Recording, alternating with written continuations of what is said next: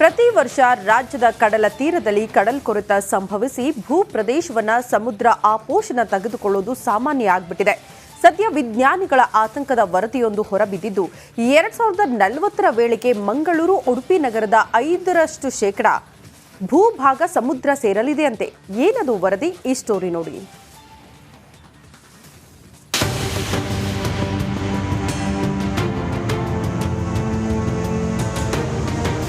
ಅಲೆಗಳ ಆರ್ಭಟ, ಮನೆಗಳಿಗೆ ನೀರು ನುಗ್ಗುವ ಆತಂಕ, ಭೂಪ್ರದೇಶ ಸಮುದ್ರ ಪಾಲಾಗುವ ಭೀತಿ. ಮಳೆಗಾಲದಲ್ಲಿ ಅರಬ್ಬಿ ಸಮುದ್ರದಲ್ಲಿ ಅಲೆಗಳ ರೌದ್ರ ನರ್ತನ ಜೋರಾಗಿರುತ್ತೆ. ಕಡಲ ತಡಿಯ ಜನರು ತತ್ತರಿಸಿ ಹೋಗ್ತಾರೆ. ಅದರಲ್ಲೂ ಇತ್ತೀಚಿನ ವರ್ಷಗಳಲ್ಲಿ ಭೂಪ್ರದೇಶ ಸಮುದ್ರ ಪಾಲಾಗೋದು ನಡೆಯುತ್ತಲೇ ಇದೆ. ಪ್ರತಿ ಮಳೆಗಾಲದಲ್ಲೂ ಸಮುದ್ರ ತನ್ನ ಹತ್ತಿದೆ.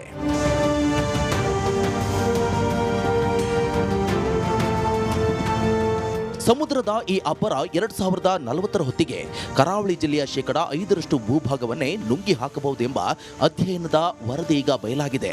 ಬೆಂಗಳೂರಿನ centre for study of science ಎಂಬ ಚಿಂತಕರ ಚಾವಡಿ ಈ ಅಧ್ಯಯನದ ವರದಿಯನ್ನ ಬಿಡುಗಡೆ ಮಾಡಿದೆ. ನೀರಿನ ಮಟ್ಟದ ಏರಿಕೆಯಿಂದ ಸಮುದ್ರದ ನೀರು ಜನವಸತಿ ಅಥವಾ ಕೃಷಿ ಭೂಮಿಗಳಿಗೆ ನುಗ್ಗಬಹುದು ಎಂಬ ಮಾಹಿತಿಯನ್ನ ವಿಜ್ಞಾನಿಗಳು ವರದಿಯಲ್ಲಿ ಉಲ್ಲೇಖಿಸಿದ್ದಾರೆ.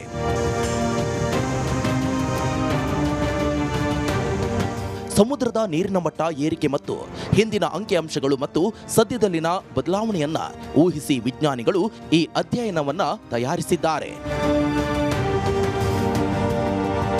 ಸಮುದ್ರದಲ್ಲಿ ಬ್ರೇಕ್ ವಾಟರ್, ಕಲ್ಲುಗಳ ರಾಶಿ ಎಲ್ಲವೂ ಸಮುದ್ರ ದಿಕ್ಕನ್ನ ಬದಲಿಸುವಂತೆ ಮಾಡುತ್ತಿದೆ. ಮಂಗಳೂರು, ಉಚ್ಚಿಲ, ಸೋಮೇಶ್ವರ, ಉಳ್ಳಾಲ ಮುಂತಾದ ಭಾಗದಲ್ಲಿ ಅತಿ ಹೆಚ್ಚಿನ ಭೂಭಾಗ ಸಮುದ್ರ ಪಾಲಾಗಬಹುದು ಎಂಬುದಾಗಿ ಹಿರಿಯ ವಿಜ್ಞಾನಿ ಡಾಕ್ಟರ್ ಜಯಪ್ಪ ತಿಳಿಸಿದ್ದಾರೆ. ಸಮುದ್ರ ಬದಿ ಏನಿರ್ತದೆ ಅಲ್ಲಿ ಸಮುದ್ರ ಕೊರೆತ ಜಾಸ್ತಿ ಆಗ್ತದೆ. ಭೂಪ್ರದೇಶ 5% ಭೂಪ್ರದೇಶ ನಾವು ಕಳ್ಕೊಳ್ಳುವ ಸಾಧ್ಯತೆ ಹೆಚ್ಚಾಗಿದೆ. ಅದಲ್ಲದೆ ಇಡೀ ದಕ್ಷಿಣ ಕನ್ನಡ ಅಥವಾ ಉಡುಪಿ ಜಿಲ್ಲೆಯ 5% ಹೋಗೋದಿಲ್ಲ. ಸಮುದ್ರ ಬದಿ ಇರ್ತಕ್ಕಂಥದ್ದು, ಎಸ್ಟುರಿ ಬದಿ ಇರ್ತಕ್ಕಂಥದ್ದು ಮತ್ತು ಮಾರ್ಷಿ ಲೋಲಯಿಂಗ್ ಎಲ್ಲೆಲ್ಲಿದೆ ಅಲ್ಲಿ 5% ಹೋಗುವ ಸಾಧ್ಯತೆ ಇರ್ತದೆ.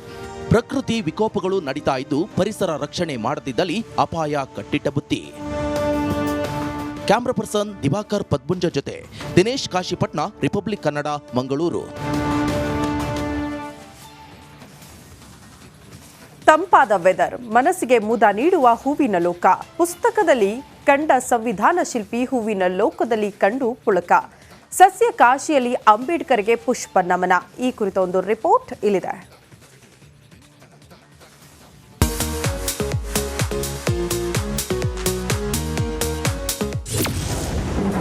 ಸಸ್ಯ ಕಾಶಿಗೆ ಹರಿದು ಬಂದ ಪುಷ್ಪ ಪ್ರಿಯರು. ಸಂವಿಧಾನ ಶಿಲ್ಪಿಗೆ ಹೂವಿನ ನಮನ.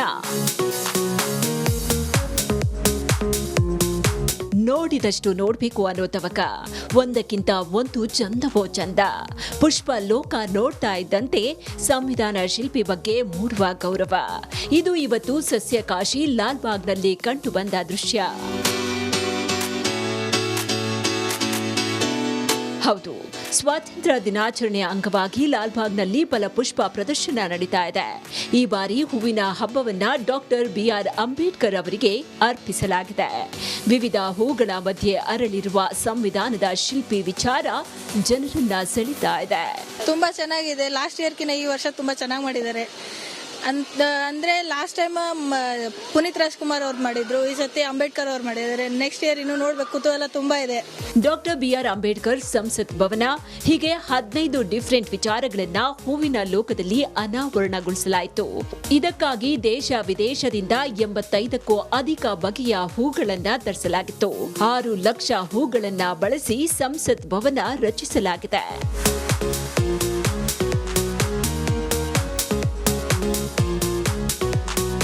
ಗುಲಾಬಿ, ಸೇವಂತಿಗೆ, ಆರ್ಕಿಡ್ ಹೂ ನೋಡಿದವರು ಮಂತ್ರ ಮುಗ್ಧರಾಗಿದ್ದಾರೆ.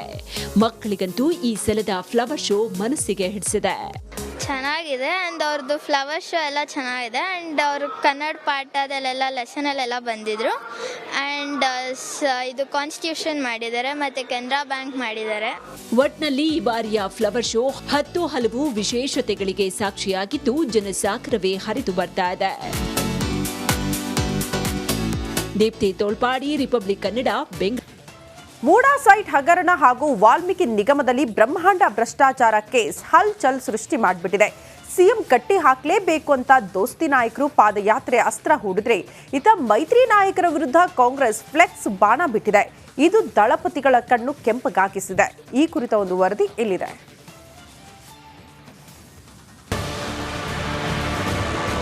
ಒಂದು ಬೇಸ್ಲೆಸ್ ವಿಚಾರ ನೀವು ತಗೊಬಂದು ಈ ದೇಶದ ಮಾಜಿ ಪ್ರಧಾನಮಂತ್ರಿಗಳು ಫ್ಲೆಕ್ಸ್ ಮಾಡಿ ಹಾಕ್ತೀರಿ. ನಿಮ್ಗೆ ಅನುಮತಿ ಕೊಟ್ಟವ್ರು ಯಾರು? ರಾಹುಲ್ ಗಾಂಧಿ ಮೇಲೆ ಆರೋಪ ಇತ್ತು, ಸೋನಿಯಾ ಗಾಂಧಿ ಮೇಲೆ ಆರೋಪ ಇತ್ತು. ನಾವು ಮಾಡಿದ್ರೆ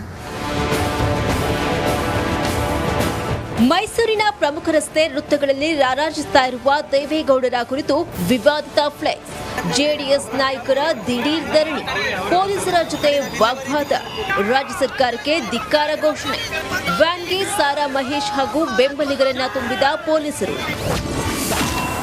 ಸಿಎಂ ತವರು ಜಿಲ್ಲೆಯಲ್ಲಿ ಫ್ಲೆಕ್ಸ್ ರಾಜಕೀಯ,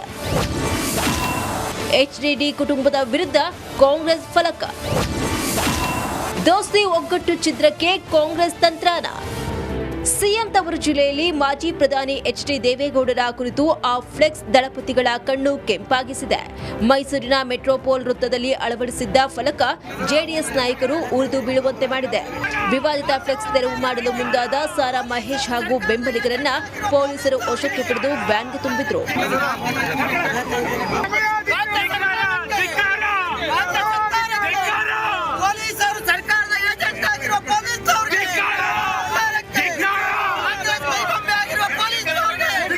ಇನ್ನು ಈ ಸರ್ಕಾರದ ನಡೆ ವಿರುದ್ಧ ಕೆಂಡಾಮಂಡಲರಾದ ಶಾಸಕ ಸಾರಾ ಮಹೇಶ್ ಯಾವುದೇ ಅನುಮತಿ ಇಲ್ಲದೆ ಸರ್ಕಾರಿ ಜಾಗದಲ್ಲಿ ಫ್ಲೆಕ್ಸ್ ಅಳವಡಿಸಿದ್ರೆ ಎಷ್ಟು ಸರಿ ಅಂತ ಪ್ರಶ್ನಿಸಿದ್ರು. ದೇವೇಗೌಡರು ಸಾಹೇಬ್ರ ಬಗ್ಗೆ, ಈ ದೇಶದ ಮಾಜಿ ಪ್ರಧಾನಮಂತ್ರಿಗಳ ಬಗ್ಗೆ ಯಾವುದೇ ಅನುಮತಿ ಇಲ್ಲದೆ ಸರ್ಕಾರಿ ಜಾಗಗಳಲ್ಲಿ ನೀವು ಫ್ಲೆಕ್ಸನ್ನು ಹಾಕ್ತೀರಿ ಅಂತ ಹೇಳಿದ್ರೆ ಇದು ಎಷ್ಟು ಸರಿ?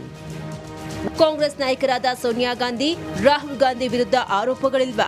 ನಾವು ನಿಮ್ಮ ನಾಯಕರ ವಿರುದ್ಧ ಫ್ಲೆಕ್ಸ್ ಹಾಕಿದ್ರೆ ಬಿಟ್ಬಿಡ್ತೀರಾ ಅಂತ ಸಾರಾ ಮಹೇಶ್ ಗುಡುಗಿದ್ರು. ಮುಖ್ಯಮಂತ್ರಿಗಳು ತವರು ಜಿಲ್ಲೆ, ಇಲ್ಲಿ ಲ್ಯಾಂಡ್ ಆರ್ಡನ್ನು ಮೇಂಟೈನ್ ಮಾಡಬೇಕಾಗಿರ್ತಕ್ಕಂಥದ್ದು ಅವ್ರ ಜವಾಬ್ದಾರಿ. ನಾಳೆ ಈಗ ಸೋನಿಯಾ ಗಾಂಧಿ, ರಾಹುಲ್ ಗಾಂಧಿ ಅವ್ರ ಮೇಲೆ ಆರೋಪಗಳಿಲ್ವಾ? ನಾವೆಲ್ಲ ಫ್ಲೆಕ್ಸಾ ಇದೇ ಥರ ಎಲ್ಲ ಸರ್ಕಲ್ಲು ಹಾಕಿದ್ರೆ ನೀವು ಬಿಟ್ಬಿಡ್ತೀರಾ? ನಾವು ಮಾಡಲ್ಲ, ಅದು ಬೇರೆ. ಇದು ಸರಿನಾ?